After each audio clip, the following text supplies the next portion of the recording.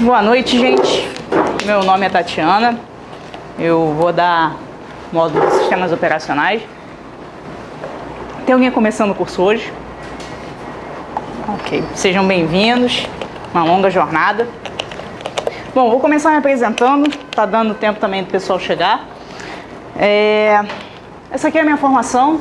Eu sou bacharel em Ciência da Computação pela UFRJ.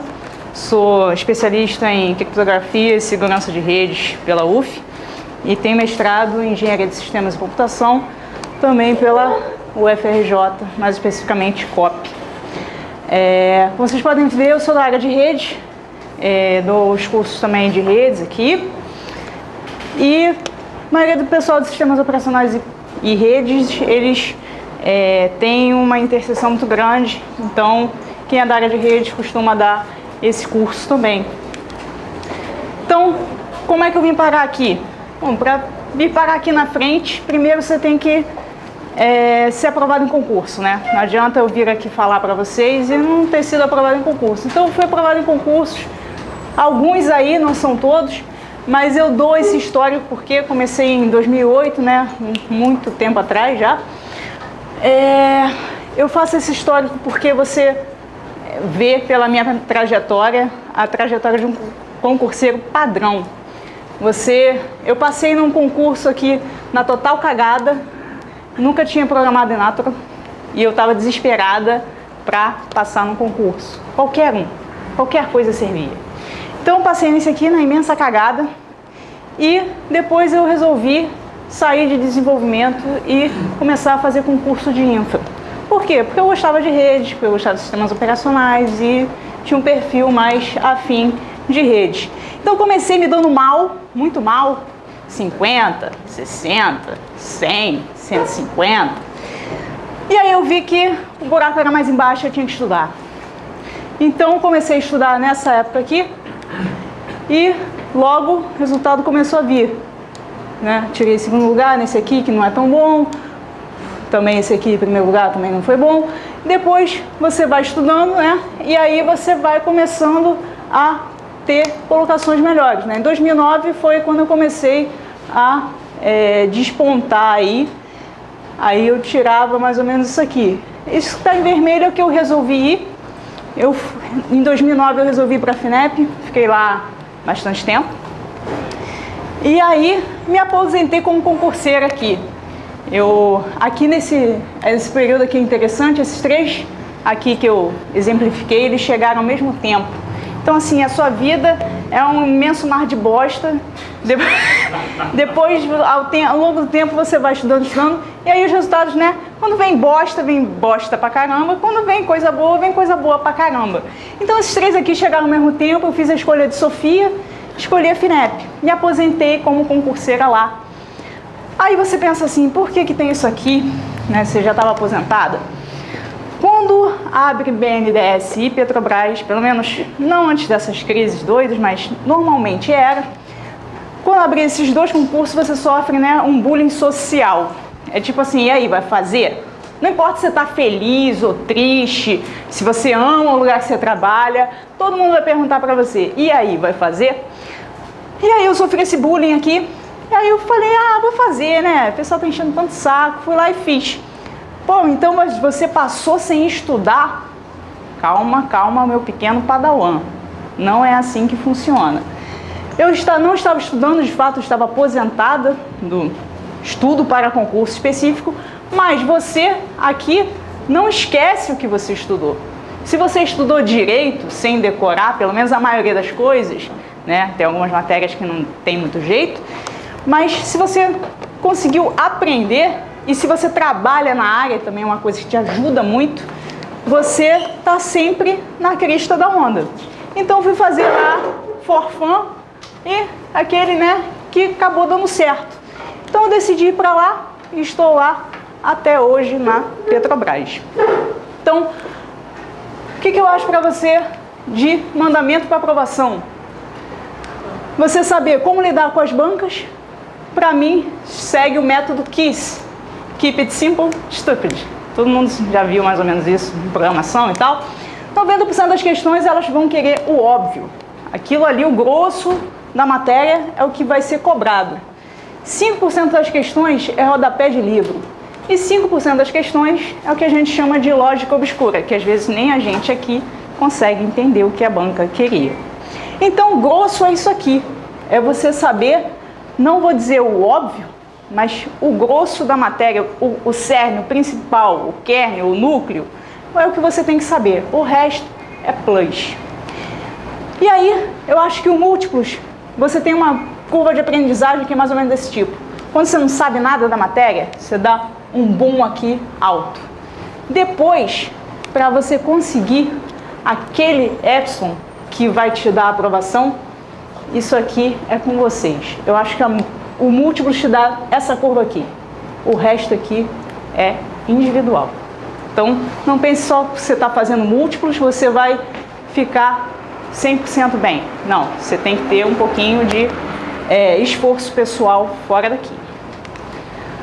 Então, para mim, o mandamento para aprovação é: faça o máximo de concurso possível, paga menos, paga mais, dane-se, banca, repete questão, direto. Então, assim, você chegar em casa e fazer questão de concurso não é a mesma coisa que você chegar na prova com nervoso lá, segurando o lápis assim, tempo, né, o fiscal falando começou, rasgando, né, falta meia hora, aquele desalmado do seu lado, abrindo biscoito, fazendo... E aí você lá nervoso, tendo que ouvir aquilo. Então é bem diferente. Mesmo que pague menos, se você tem o dinheiro para a inscrição, se não te fizer falta, faça. Até assim, tirei primeiro lugar, mas esse concurso não é tão bom. Cara, mas é aquele ânimo no seu ego, né?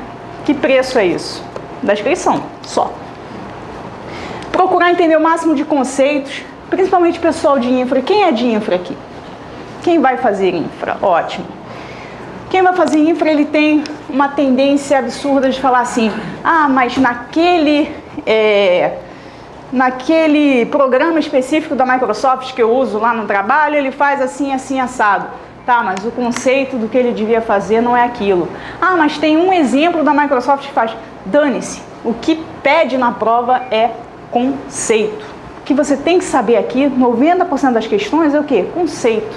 Então, esquece um pouco, às vezes, tecnologia, né? Não sei quem faz assim, não sei quem faz assado. Às vezes ele não está seguindo o conceito daquilo, ele está fazendo aquilo e um pouco mais. E aí te embanana na prova. Desejável, trabalhar na área, como eu disse. Se você faz aquela coisa todos os dias, aquilo ali entra por osmose. Encontrar o seu método de estudo. Por exemplo, eu, Tatiana, em 2008, existia múltiplos? Existia. Tatiana fez múltiplos? Não. Por que Tatiana não fez múltiplos? Porque Tatiana tem déficit de atenção. Então, se eu sentar aí, eu não vou render nada. Se você percebe que você grava mais ouvindo, grave a aula e ouça, né?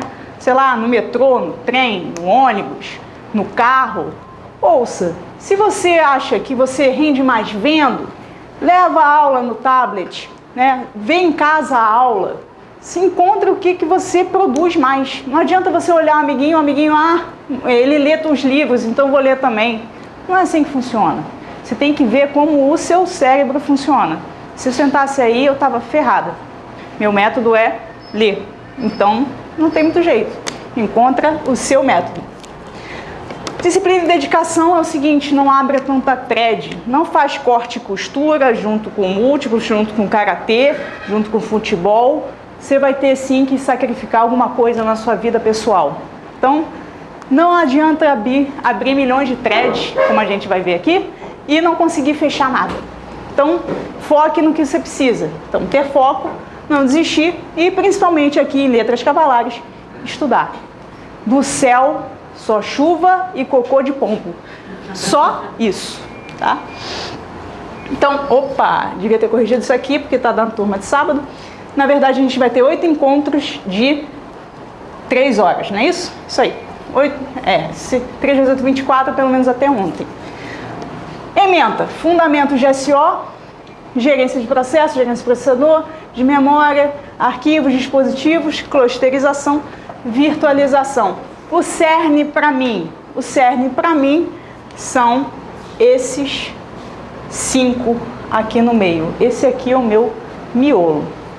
Se você precisar estudar alguma coisa desesperadamente antes de uma prova, vai cair esse ó. Eu aposto razoavelmente bom dinheiro que poderia ser alguma coisa daqui. Resto, plus e plus que cai, mas o cerne é aquilo. Beleza? Alguma pergunta?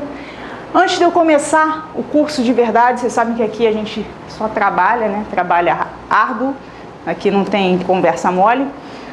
Eu tenho algumas observações a fazer. A primeira é, eu sou um rolo compressor. Então, assim, eu passo as coisas e passo muito rápido. Não entendeu? Me para. Senão, quando você olhar, ó, já passei por cima de você, você já virou pastinha embaixo do meu rolo compressor. Então, me para. Mas berra mesmo, grita, não deixa o soldado no meio do caminho. Tá? A segunda parte, eu tô aqui me segurando um mó tempão, eu falo palavrão. Pra caralho. Entendeu? Então, assim, se alguém ficar melindrado com esse tipo de coisa, por favor, me perdoa.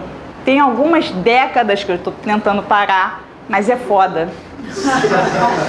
Entendeu? Então, se o pessoal que trabalha com TI entende que a gente tem algumas coisas assim, para não infartar, você tem que, né, dar aquela liberada. A minha liberada é falando palavrão. Então, se eu não infartei até hoje, eu acredito a isso. Ok? Então, se alguém ficar melindrado, por favor, me perdoe. Mas vai ter que ser assim. Ok? Alguém tem alguma pergunta? Fale. Eu cheguei depois, eu não sei se você falou a respeito de disponibilizar esse material. Ah, não, já disponibilizou. Não tem nem matrícula. Então a gente recebe esse material antes, né? Se alguém pode responder isso aí? Na internet ou na Xerox? Eu sei que eu entrego para alguém. Alguém bota lá e os alunos brotam na sala com isso aí. Eu não sei qual o caminho. Eu não sei qual o caminho, sinceramente. Acho que eu devia saber, mas enfim. Então, antes de eu começar o meu curso, como tem pessoas que estão começando o curso agora, né, fresquinho, com todo o gás do universo, quando passar sexta-feira ali na porta do Osbar, vai ficar deprimido, que eu vou dizer. Todo mundo bebendo cerveja, vocês aqui, mas é por um bom motivo, né? Pensa na elevação espiritual, tá? Então, antes de eu começar propriamente sistemas operacionais, eu tenho que fazer uma revisão de arquitetura. Por quê? Porque é o seguinte, sistemas operacionais depende fortemente de refletir eventos que acontecem na arquitetura do computador. Então, uma coisa não anda sem a outra. Na verdade, são trigêmeos, os três patetas, né? Às vezes, os três patetas que estão na frente para dar essas três matérias sou eu. Arquitetura, sistemas operacionais e redes. Tá? Então, nós três andamos de mãos dadas. Então, eu preciso fazer essa revisão porque eu não sei há quanto tempo vocês fizeram faculdade. Que faculdade vocês fizeram? Como vocês fizeram essas matérias? Se era só para passar nas coxas, só colando? Eu não faço ideia, mas agora, se você fez essas coisas, você vai pagar todos os seus pecados, tá? Né? O castigo vem a cavalo, né? Então, vamos começar a arquitetura de computadores. É uma revisão assim, sabe, aprenda tal coisa em 21 dias. Aqui você vai aprender arquitetura em 21 minutos, né? Tipo isso. Então vai ser corrido pra caceta e eu espero que todo mundo fique vivo. Só vou dar o básico que eu preciso para sobreviver, ok? Então, antes disso, né? Vou fingir que estou dando sistemas operacionais ainda. Quero muito comprar um livro. Sou desesperado por livros, né? Sou uma traça. O que você me recomenda? Eu recomendo 4 livros que as bancas costumam usar. Não sei nada de SEO, nada, zero à esquerda. Qual livro eu escolho? Quem explica melhor disso tudo, na minha opinião, é esse cara aqui, o William Stallings. Não é fácil encontrar o livro dele, muito menos em português. Porém, esse cara explica muito bem. Os outros 3 caem mais e as bancas gostam. Por quê? Eles são mais organizadinhos, eles são livros de referência.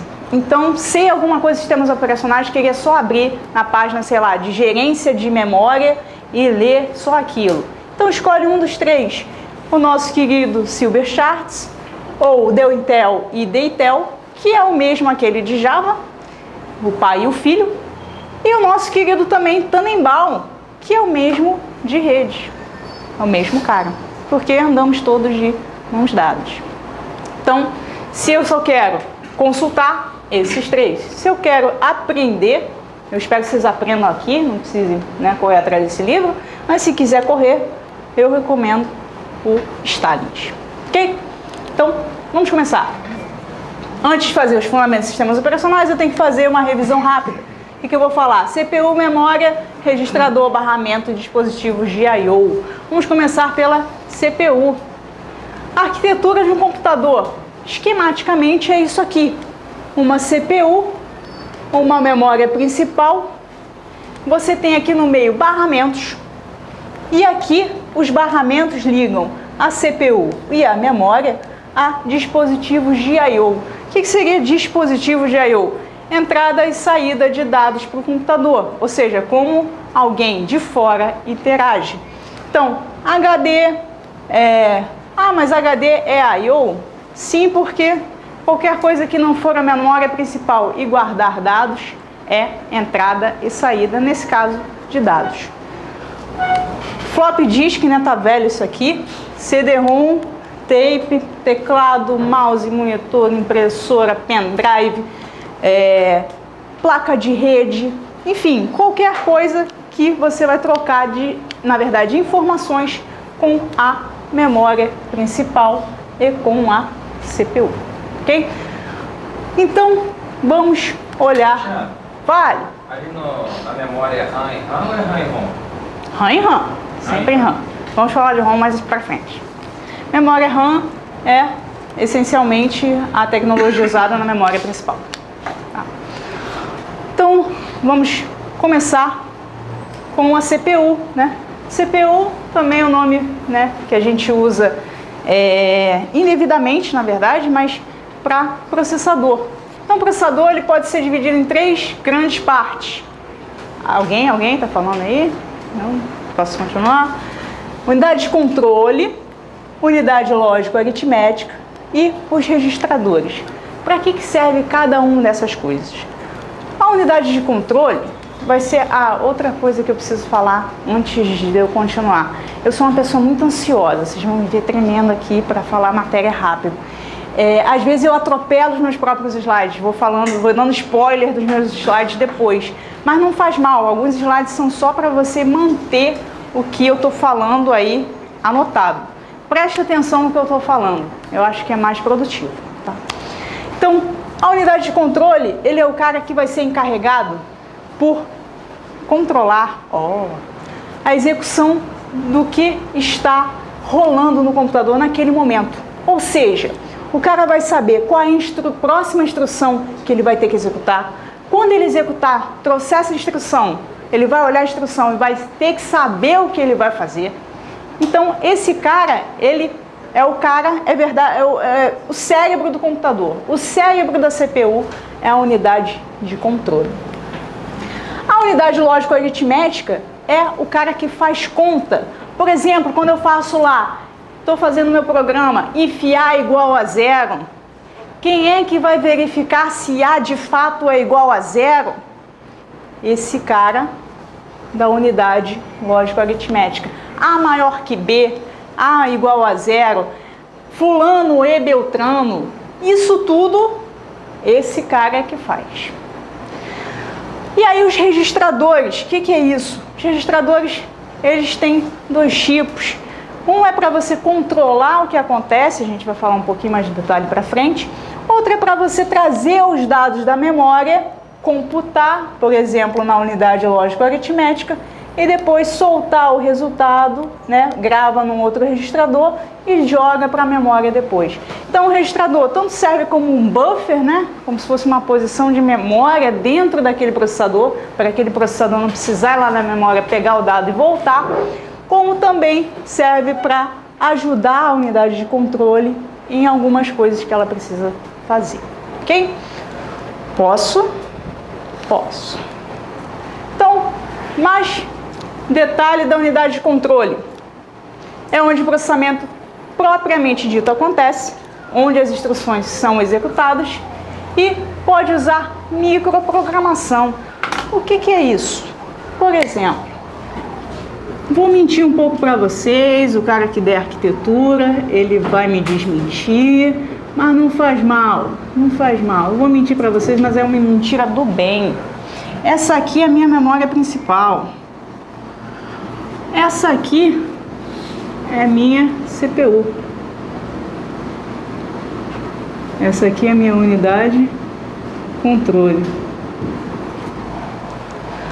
Quando eu estou apontando para cá, a minha unidade de controle diz assim: essa é a próxima instrução a ser executada.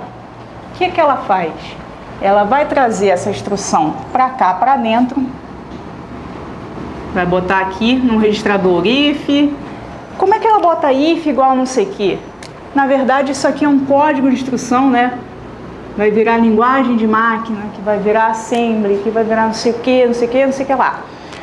Quando ela traz para cá, na verdade, ela vai trazer um código de instrução. Com esse código, na verdade, o if A igual a B, na verdade, é uma instrução muito complexa. Você tem que verificar se A igual a B, então fazer outra coisa. O que ele vai tornar isso aqui? Na verdade, ele tem o que a gente chama de um microprograma. Quando essa unidade de controle vê essa instrução, na verdade, eu não tenho que executar uma instrução só, eu tenho que verificar primeiro se A igual a B, depois eu faço uma coisinha, se não eu faço outra coisinha. Então, ela pode transformar uma instrução complexa em uma sequência de instruções simples, que é o que a gente chama de microprograma. Então, quando você vê assim, essa CPU, ela é microprogramada.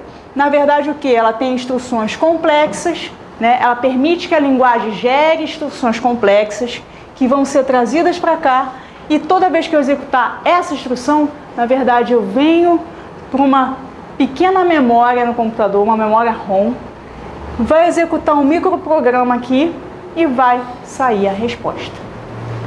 Beleza? Beleza.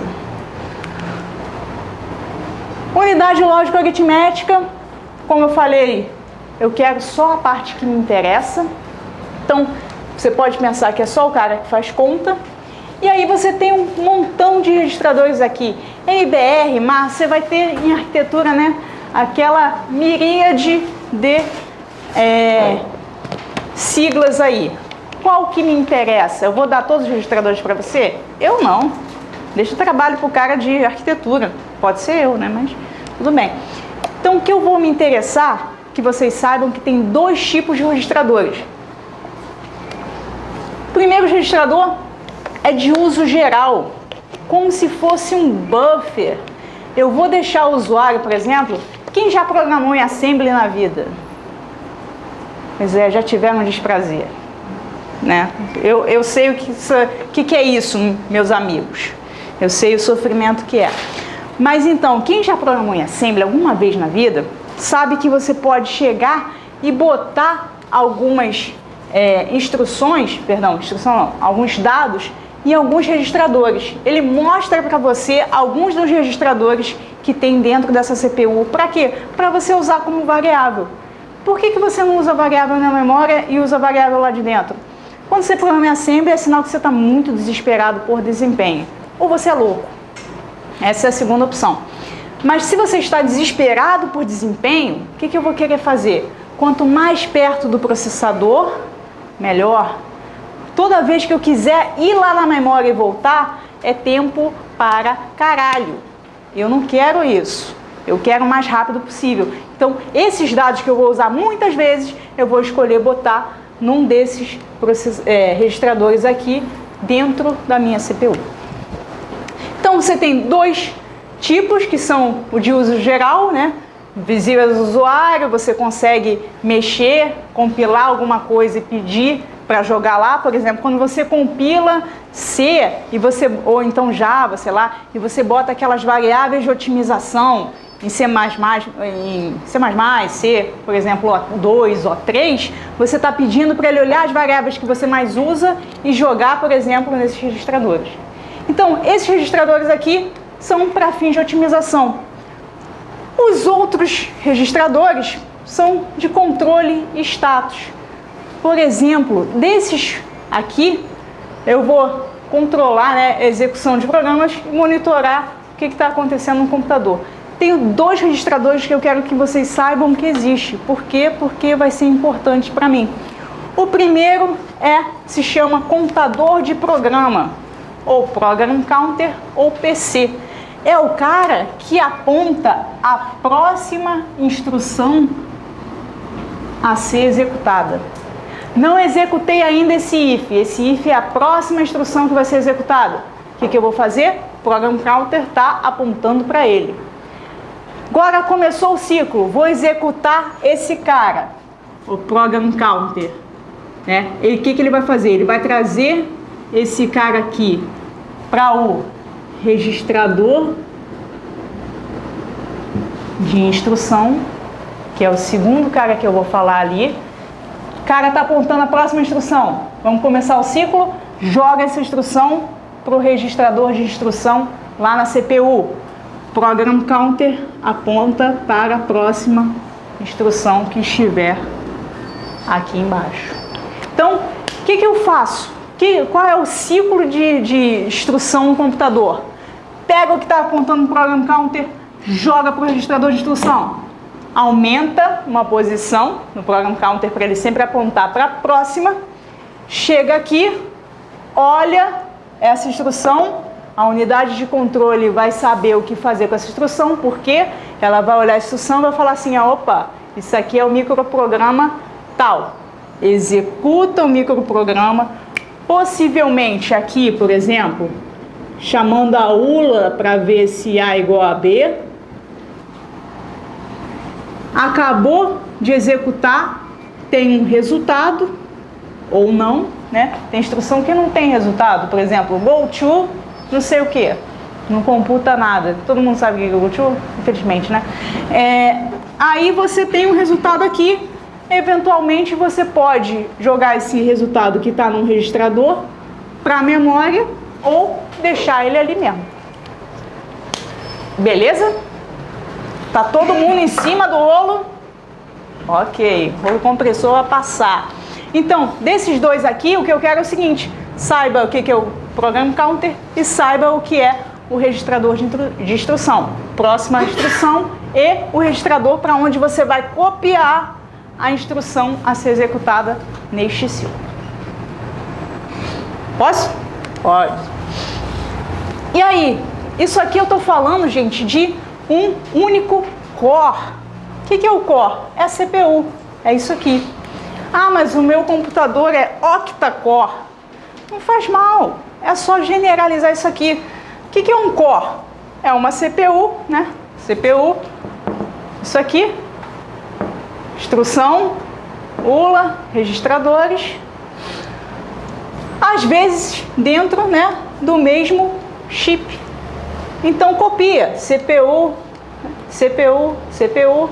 Seu Intel lá, Oct-X, não sei o que, X8, tem 8 caras desse aqui dentro. Ok? Então a mesma coisa que eu falei para vocês, vai lá, pega na memória, não sei o que, replica 8 vezes. Beleza? E aí eu posso executar o quê? 8 coisas ao mesmo tempo. Beleza? Vamos lá.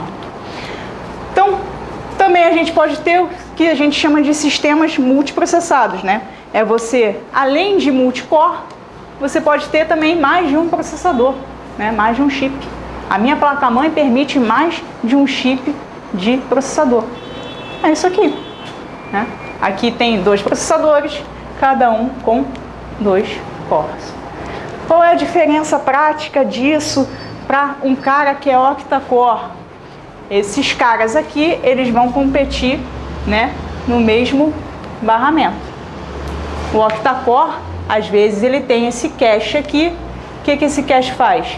Pode servir a mais de um cara ao mesmo tempo. Então, possivelmente, pode ficar até mais rápido. Ok? Beleza. Então, fale. Atualmente tem i3, i5, i7. Tem alguma coisa a ver com o número de processador? Não, né? Cara, propriamente não. i3, você tem que olhar sempre a configuração dele interna. Não é, o i5 não são 5 cores, nem o i7 são 7 cores. Não tem nada a ver. Beleza?